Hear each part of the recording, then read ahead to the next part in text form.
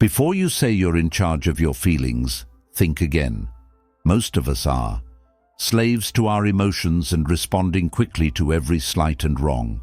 Whenever someone doesn't see things our way, but what if I told you that controlling your feelings might mean giving up things we're told to hold on to, like fairness, kindness, and even compassion? When I was a kid, I was always told that feelings should be shown.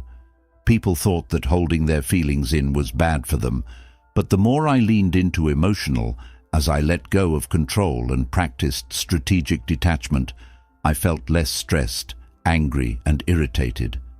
I began to understand that the feelings we hold on to the tightest are often the ones that stop us from letting go. Giving up these essentials didn't make me cold. It warmed me up. Unstoppable.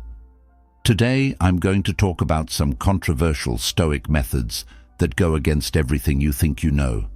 About feelings, like why kindness can backfire and why closure is a nice-to-have if you're ready to stop letting your feelings run your life and take real charge of your emotions. Let's get started. 1. Think of both success and failure as short-term things. Think of success and loss as short-term things. We live in a world where we're always changing. Gave people the idea that success is the most important thing and the end goal. Praises, accomplishments, awards, and even social media likes, as if these are the things that show how valuable we are. Then here's the truth. Success and failure is a brief state. It's a fleeting moment that can make us feel amazing or terrible, but not both. Becoming aware of this can be shocking, especially if we've been looking for it for years. We feel validated by our accomplishments or humbled by our mistakes. But once you understand that these labels are only temporary, it's freeing, I learned.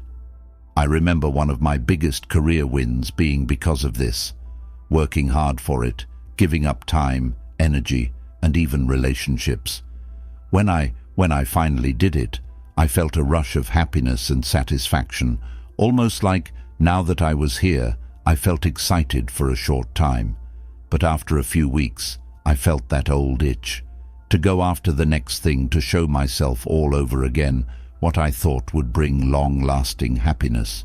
It felt like a short-lived high that was gone as quickly as it came. And I've had my fair share of failures too. One stands out in particular.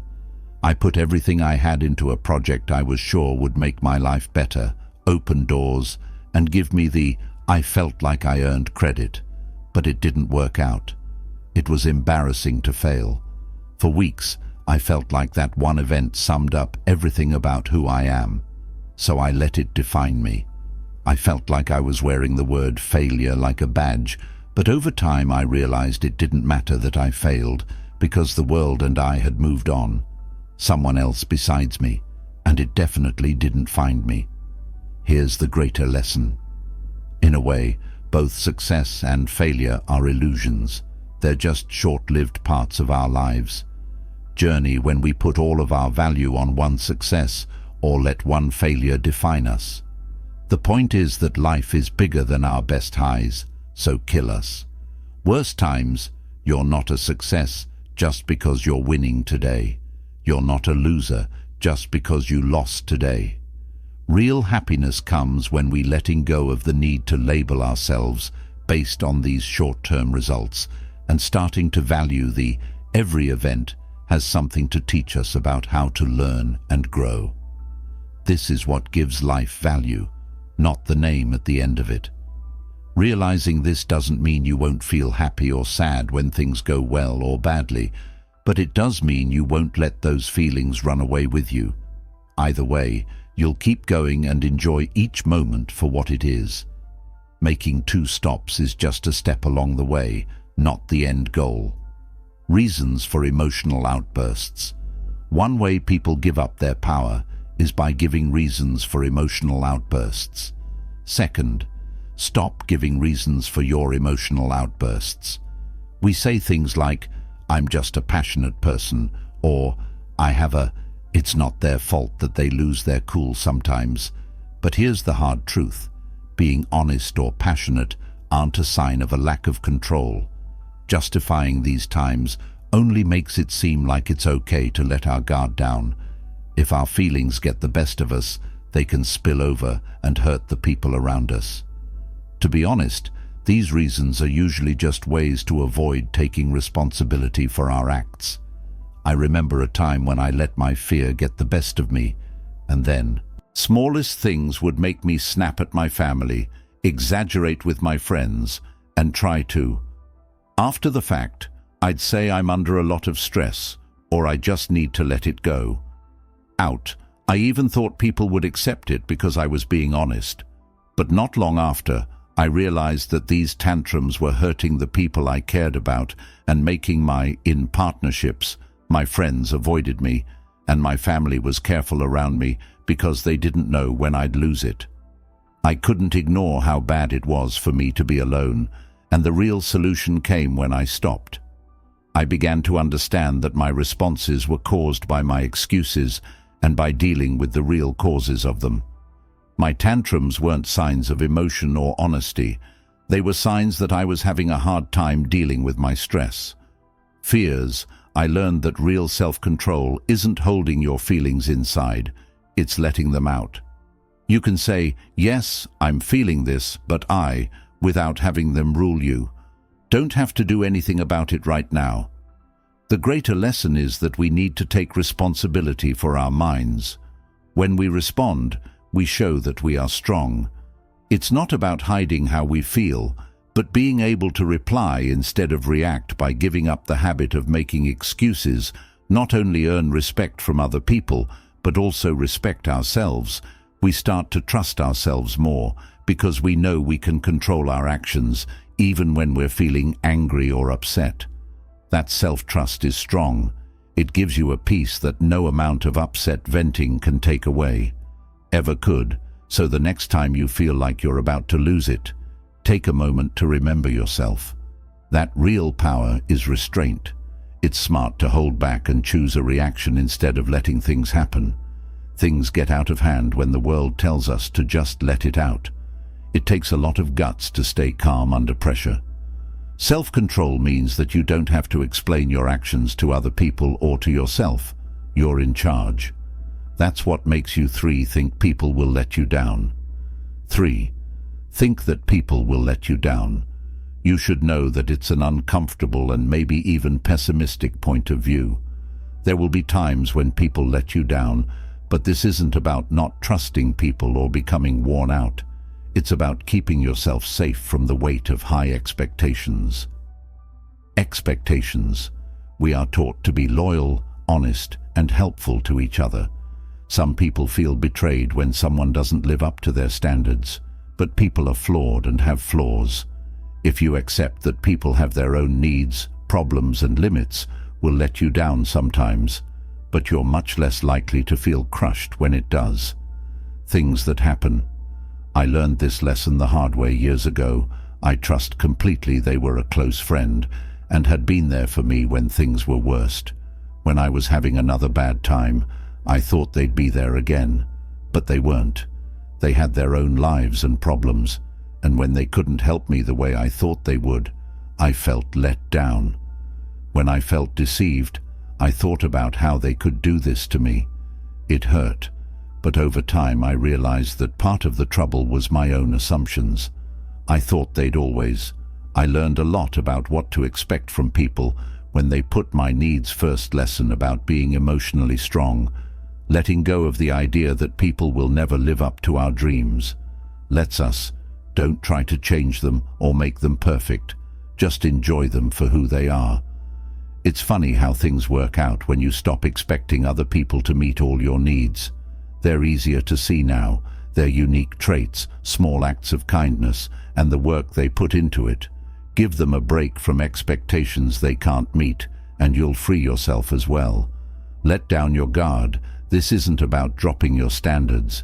It's about making peace with the fact that everyone is just a person going through life as best they can, just like you. When you go into relationships with this knowledge, you also build. You don't feel broken when people fail. Instead, you feel resilient. That sadness is a normal part of life, doesn't make you doubt your worth or cause inner turmoil. Peace, you can say, I see this for what it is, a limitation of people, not a personal flaw. If you fail, it doesn't make you cold or distant, it makes you strong. Time thinking that people will let you down sometimes gives you the clarity to set limits if someone does that. If someone frequently lets you down, you'll be able to take a step back and think about their place in your life, but your happiness and security are no longer dependent on what they do or choose. You're not hoping people will be someone they're not, and you're not crushed when they show who they really are. Rather than wrong, you're based on the idea that people will act in ways that meet their own wants, just like you would if you were them. Finally, this method is about being fully responsible for your own peace of mind. You're giving other people your happiness in the hopes that they'll handle it carefully. You're holding on to it tight yourself, knowing that your well-being doesn't depend on how unpredictable people are. And strangely enough, when you free someone else from unrealistic standards, you're likely to feel better yourself. When you let people be human, you can have more satisfying relationships, with all of their flaws, and you find strength in being able to stay strong no matter what they do. 4. Choose inner peace over being right by putting inner peace over being. Right sounds easy, but it's hard for most of us in the heat of the moment. Have been there, caught in a fight and driven to make our case, even if it meant we see it as a hard habit to break, because we've been told that being right makes us feel good. To show that you are smart, strong, and respected, but if being right makes you feel bad, is it really worth it to feel nervous, angry, or tired? I once spent hours fighting with someone about a small thing. We kept going back and forth, each of us sure we were right. I remember being angry and determined at the same time.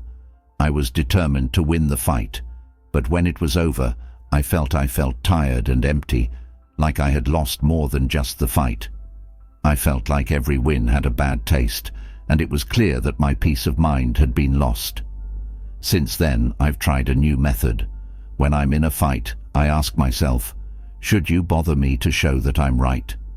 The answer is almost always no. People who are stuck in the need to be right are more likely to be stressed out, and out of anger, you think about every word you said after these exchanges, breaking down every point to try to convince yourself that you are won, but you know deep down that the victory isn't real. What's the point of being right if it doesn't matter?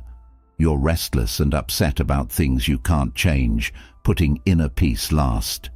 Being right doesn't mean being inactive or letting other people get away with things. About realizing that not every fight is worth the trouble and that some differences can be put to rest. Because you don't care, but because you value your peace of mind, more approach needs humility.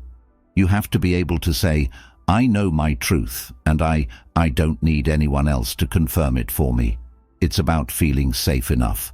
You can be sure that every argument or complaint doesn't bother you when peace is important to you, and you learn to pick your fights carefully. That some arguments, people, and points of view are just not worth the trouble they take over your thoughts and feelings. Don't waste time trying to prove yourself to people who might not see things your way. That way, you can use that energy for things that really matter to people, and interests that make you happy. This way of thinking doesn't just make you more, it makes you stronger, and choosing peace makes you more caring. You're better able to listen and see things from other people's points of view, even if you don't agree with them. Don't see every argument as a test of your worth or ability, and that lets you talk to people in a way that's less defensive, more honest, and often more. If you disagree with someone, ask yourself, is this worth my time? The next time you differ. Peace. Most of the time you'll find that leaving or just agreeing to.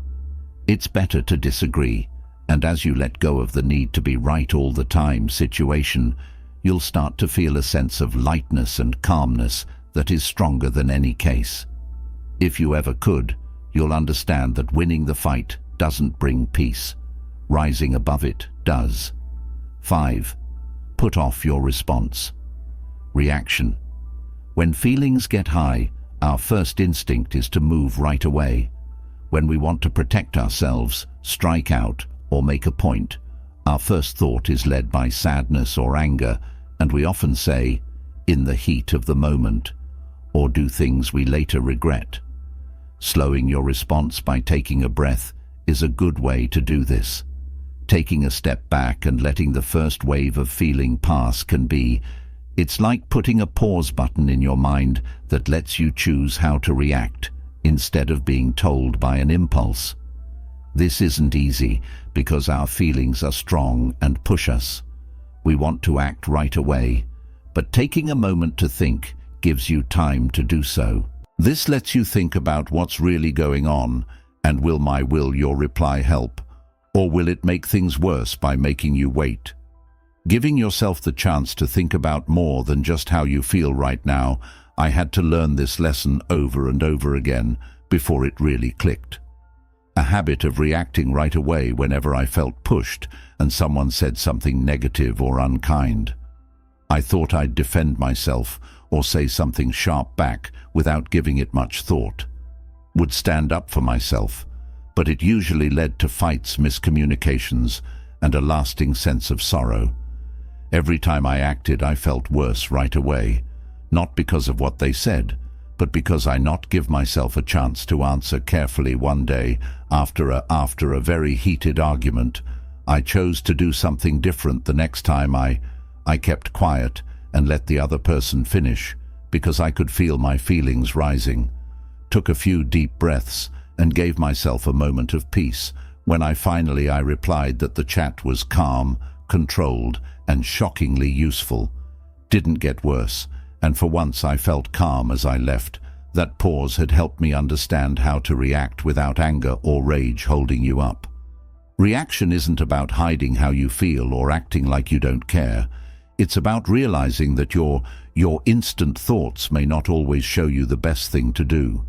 When you stop, you're not ignoring you're letting your feelings settle down so that your answer can come from a place of understanding instead of chaos. A small change can stop confusion, ease tensions, and this is a great habit that can even help your relationships. It gets better over time. Time. The longer you wait to act, the more power you have over When you become aware of your emotions, you understand that you don't have to be controlled by every thought that comes up.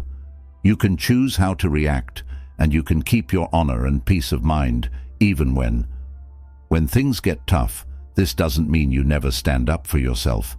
It just means you do it in a way that shows respect for both of you. It works like this. Every time you wait to move, you train yourself to be. When you're strong, you tell yourself, "I choose how to react, not my." In this way, putting off your response is a form of mental. Being strong doesn't mean being reactive. You can be strong without being emotional. Don't have to lash out to be heard. By pausing, you're keeping your cool to what really matters and keep your peace by avoiding drama that isn't necessary, which will delay your response. Gives you the power to be more than just reacting, to rise above your impulses and choose a reaction that is in line with your morals. And this easy habit will help you feel calm over time. An unshakable center that people will see and respect it, will see you as stable, intelligent, and in charge, which are traits that aren't always easy to find in a world. Response often wins out over reason, so the next time you want to, don't respond right away. Instead, take a deep breath, wait, and carefully choose your words. Be careful can be the most powerful answer of all 6. Find fun in 6. Find the funny side of things, the situation. When life gives you problems, it's easy to give in to anger, frustration, or even self-pity. But there is a surprising and powerful way to deal with stress and negativity: comedy. Being funny in tough situations can change your whole outlook and give you the strength to move forward with a smile. doesn't mean making light of something that is really important. Rather than learning to see the silly side of some of life's mishaps and recognizing that not every problem needs to be taken so seriously in the big picture, this your boss is giving you more work to do and projects to do, and you're having a bad day at work. Things that could go wrong are going wrong. You might get angry and let the stress build up. You could wait until it takes over your whole day, or you could stop, take a step back, and see maybe it's the comedy of a really bad day, or maybe it's just funny. Whether it's the funny timing of yet another surprise task, comedy lets you take a short break from your anger by doing something like going outside of yourself and seeing the situation through the eyes with fresh eyes. I've had my fair share of terrible days, from leaving important files behind by accident to getting caught in the rain without an umbrella on the way to when I had an important meeting, I would generally curse my bad luck or stew in anger, but over time I learned that finding the funny side of things helped these moments a lot easier to handle. I'd picture myself in a show with all of these several mistakes added up to a ridiculously bad day, and all of a sudden, when I asked myself, "Will this?" my anger would turn into laughter. Most of the time, whether it was 5 years or 5 days, the answer was no. And in that, realizing that the situation didn't affect me as much as it used to make me laugh when things go wrong in life, it's not about avoiding truth or acting like everything is fine. It's about making a different point of view that keeps you from getting too stressed out by problems. Endorphins are your body's natural feel-good chemicals that help you relax and recharge. Laughter releases them. It gives you the strength to deal with life's challenges, even when things are stressful. Uncertainty with a lighter heart, and when you make silly things funny. In these cases, other people usually react positively, which makes it easier to fix. There are times when finding humor can help solve problems and ease stress. Feels impossible, like when you're going through something painful or important. But even a small joke or smile can make a big difference when things are tough. Funny things make you feel better and tell you that life doesn't have to be so serious all the time. Tell yourself, "I can handle this," because if you can still laugh, you're still alive. Think of humor as a way to deal with stress, your secret weapon, a way to take back control of situations that are making you feel bad instead of, if you are upset or angry, a good laugh can help you let go of it. When you laugh at something you can't change, you can focus on what really counts. When you deal with life's problems, you're telling yourself that nothing is bigger than your ability to handle it. You're not downplaying the task. Instead, you're building up your strength to face it. In the end, find fun in it's a lesson that even though hard times make you stronger and more flexible, you can choose how to respond when things go wrong, but laughter doesn't. Things may change, but you change as well. You choose to keep going. With a lighter heart that isn't weighed down by every little mistake or accident, and as you get better at it, life's problems will seem less scary. You'll become someone who can handle them. Failures, confusion, and anger with a smile, which is a trait that 7. Don't be afraid to walk. It will help you in every part of your life. 7. Do not be afraid to leave. Without a doubt, one of the most powerful things you can do when things are tough is to understand that you don't have to stay if the relationship is bad. If you're in a stressful job or a fight that's getting out of hand, know when to walk away. Walk away can save you energy, keep you calm, and give you clarity. Gives up or fails, it means you choose yourself over strife or pain that isn't necessary. About realizing that some things aren't worth your time or energy, and that it's okay to let go of them. Go.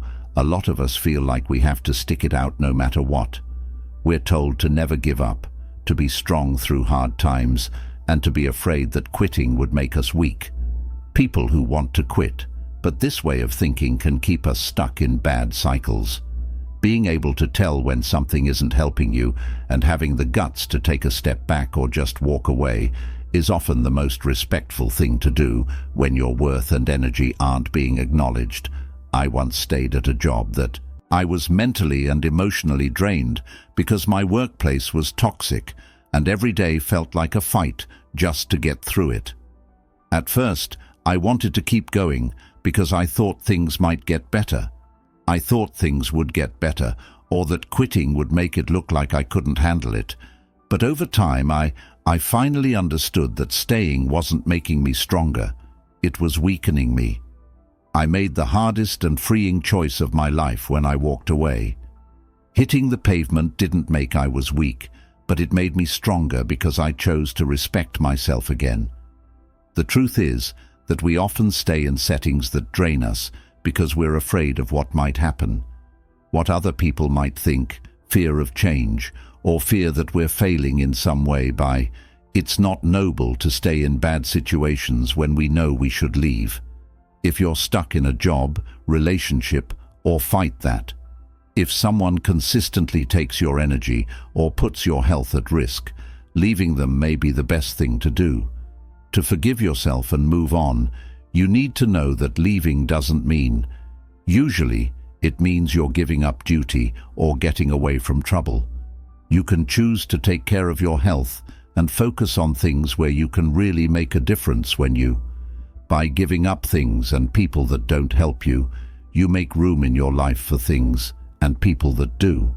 You're saying that your peace is important to you and that you won't put up with things that make it less secure. Learning to walk away isn't just about getting out of bad situations. It's also a strong reaction to arguments that get out of hand when they hit a certain point. After the voice of reason has left the room, taking a step back lets you keep with your honor still intact. It's not about winning or losing the fight. It's about, in these situations, walking away is the best way to save your energy and stay out of an emotional mess that will only drain you.